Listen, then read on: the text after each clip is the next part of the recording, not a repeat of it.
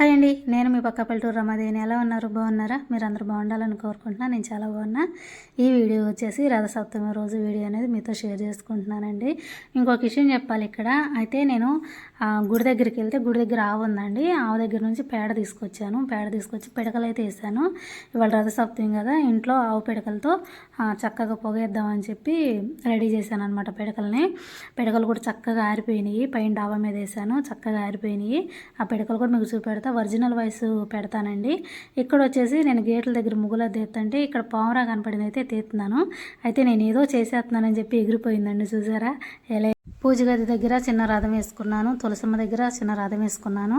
అవి కూడా మీకు ఇక్కడ చూపెడతాను. ఇక్కడ ఒరిజినల్ వాయిస్ అనేది మీకు పెడుతున్నానండి, చూసేయండి. ఇవ్వండి, గడపకు పసుపు రాసి రథం ముగ్గేసాను. ఇక్కడ చూడండి, నాకు అచ్చు ఉంది, అయితే అచ్చుతో వేసాను రథం ముగ్గు.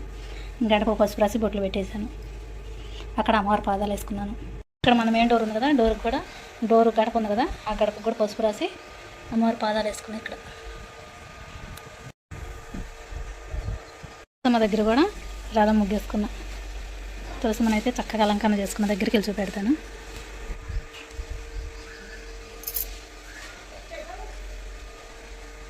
ఇదిగోండి, వెంకటేశ్వర స్వామి నామాలు వేసుకున్నాను. అమ్మవారి పాదాలు అటు ఇటు వేసుకున్నాను. చక్కగా తులసమ్మ కూడా పసుపు రాసి బొట్లు పెట్టుకున్నాను.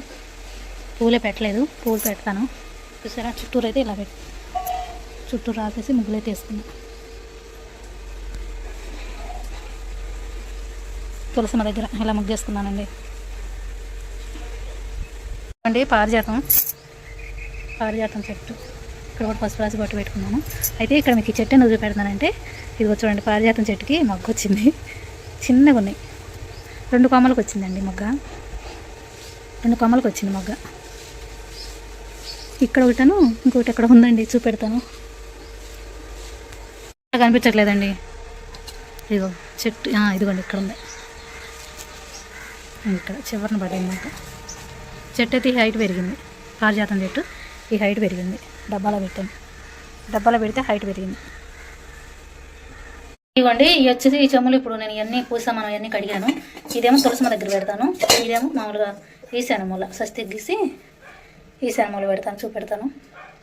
రాజం పెడతానండి. పూజ సామాను అన్నీ కడిగేసి శుభ్రంగా తుడిచి పెట్టుకొని ఇక దీపారాధన కుందులుగా అన్నిటికి బొట్లు పెట్టేసుకొని తులసమ్మ దగ్గర అయితే దీపారాధన చేసుకుంటున్నానండి. ముందు తులసమ్మ దగ్గర దీపారాధన చేసుకొని పూజలోకి వెళ్తే అక్కడ లేట్ అయినా ఇబ్బంది ఉండదు. అందుకని చెప్పి ముందు తులసమ్మ దగ్గర దీపారాధన చేసుకొని ఇక పూలే పెట్టేసుకొని ఇక్కడ మీకు మళ్ళీ చూపెడుతున్నాను. ఇక్కడ మీకు పారిజాతం అని చెప్పాను కదండి, పారిజాతం చెట్టు కూడా పూత అయితే పడింది. చూద్దాం పూలు పడతాయో లేదో చూద్దాం. పూత అయితే పడింది. సూర్యుడిని అయితే మీకు ఇక్కడ చూంచే కదా, రథసప్తమి రోజు సూర్యుడికి అయితే చక్కగా పూజ అయితే చేస్తారు.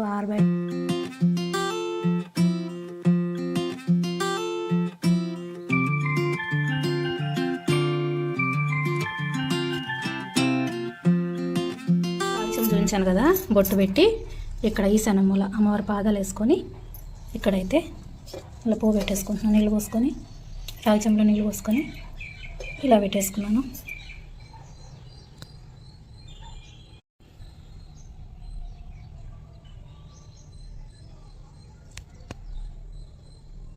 ఇవ్వండి, ఇవాళ మన చెట్లో పోసిన పువ్వు ఇవి. అయితే ఈశాన్య మూల పువ్వు పెట్టాను, మళ్ళీ తులసమ్మ దగ్గర పువ్వు పెట్టాను. మందార పూలు 3 పోసినాయి. ఇప్పుడు ఇవి వచ్చేసి ఈ తుమ్మి పూలు అండి. పెద్ద తుమ్మె పువ్వు చెట్టు వేరు, ఇది చిన్న తుమ్మె చెట్టు అనమాట. చిన్న తుమ్మె పువ్వులు అంటారు వీటిని. శివుడికి చాలా ఇష్టం అండి తుమ్మె పువ్వులు అంటే. అయితే నేను చెట్టు పెట్టాను, బాగా పోతుంది. ఇప్పుడు మనకి ఇంట్లో శివలింగం ఉంది కదా, శివలింగానికి అయితే ఈ పూలు పూసుకుంటాను. చిన్న తుమ్మె పువ్వులు చూసారు ఎంత బాగా పూసినాయో, తెల్లగా బెల్లి మెరిసిపోతున్నాయి కదా. తుమ్మె పువ్వులు అంటారు. తెలియని వాళ్ళ కోసం చెబుతున్నానండి. చాలామంది తెలుసు వీటి గురించి, తెలియదని కాదు, తెలియని వాళ్ళ కోసం, తెలియని వాళ్ళు తెలుసుకుంటారని చెప్తున్నాను అంతే. తులసమ్మ దగ్గర పూజ కూడా అయిపోయిందండి. పూలన్నీ కోసుకొని ఇక్కడ ఈశాన్య మూల కూడా మీకు చూపించాను కదా, చక్కగా పూలు పెట్టుకొని ఈశాన్య మూల కూడా ఇక్కడ దండం పెట్టేసుకున్నాను. తర్వాత వచ్చేసి గడపల దగ్గర పూలు అయితే పెట్టేసుకున్నానండి. గడపకు పసుపు రాసి బొట్లు పెట్టేసుకున్నాను కదా.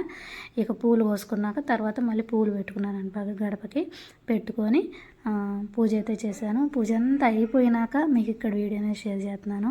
పూజ అయితే ప్రశాంతంగా చేసుకొని సూర్యుడి దేవుడికి కూడా చక్కగా నమస్కారం చేసుకొని పూజ అయితే చేసుకున్నాను. చాలా బాగా అనిపించిందండి పూజ అయితే ఇక్కడ ఒక విషయం అండి, నేను ఆవు పేడకలు అయితే చేశానని చెప్పా కదా. అయితే రథసప్తమి రోజు ఆవు పేడకల మీద పాలు పొంగిచ్చే వాళ్ళు కూడా ఉంటారు, అలా కూడా చేస్తారు. నేనైతే అవన్నీ ఏం చేయలేదు, మామూలుగా పూజ చేసుకున్నాను. పూజ చేసుకొని తులసమ్మ దగ్గర పూజ చేసుకొని సూర్యదేవుడికి అయితే దండం పెట్టుకున్నానండి. ఇక నేను ఆవు పిడకలు అని చెప్పాను కదా, ఆవు పిడకలు అయితే నేను అంతకుముందే వేసుకొని ఉంచుకున్నాను, చక్కగా ఆరిపోయినాయి.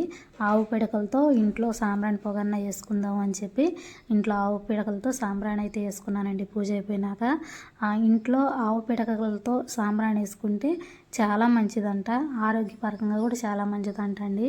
అది నాకు పెద్దవాళ్ళు చెప్పింది, నేను మీతో చెప్తున్నాను. నా యంత్రంగా నాకు తెలిసింది కాదు, తెలుసుకొని మీతో చెప్తున్నాను. ఆవు పేడతో కనుక మనం ఇంట్లో సాంబ్రాణి వేసుకుంటే చాలా మంచిదంట. అందుకని చెప్పి ఆవు పిడకలు అయితే తయారు చేసుకొని పెట్టుకున్నాను అండి. ఆవు పిడకలు అయితే చేశాను, శుభ్రంగా ఎండిపోయినాయి. పైన డాబా మీద వేసానండి, పిడకలు అయితే ఎండిపోయినాయి. ఇప్పుడు సాంబ్రాణి వేద్దామని చెప్పి నుప్పు కూడా తయారు చేశాను. ఆవు పిడకతో చూపెడతాను. అదిగోండి, ఆవు పిడకేసి ఉప్పు తయారు చేశాను దేవుడి గదిలో సాంబ్రాణి వేయటం కోసం. ఆవు పిడకతో సాంబ్రాణి అయితే చాలా మంచిదంట కదా. అయితే ఆవు దగ్గరికి వెళ్ళి ఆవు పేడ తీసుకొచ్చి మరి పిడకలు అయితే వేసానండి. వేయినాయి అనమాట పిడకలు, తీసుకొచ్చి అయితే శుభ్రంగా ఆరిపోయినాయి. తీసాను ఇవాళ, తీసి దీంట్లో పెట్టాను.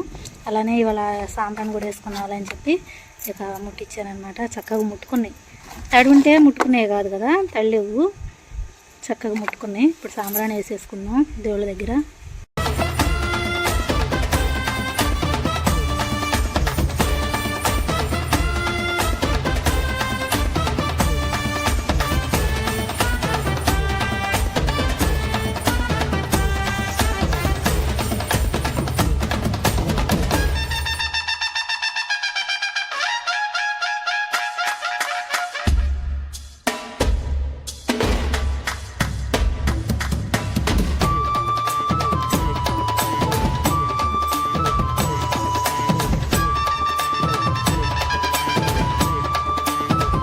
పూజ అంతా అయిపోయినాక ఇక అట్లయితే పోసుకున్నానండి.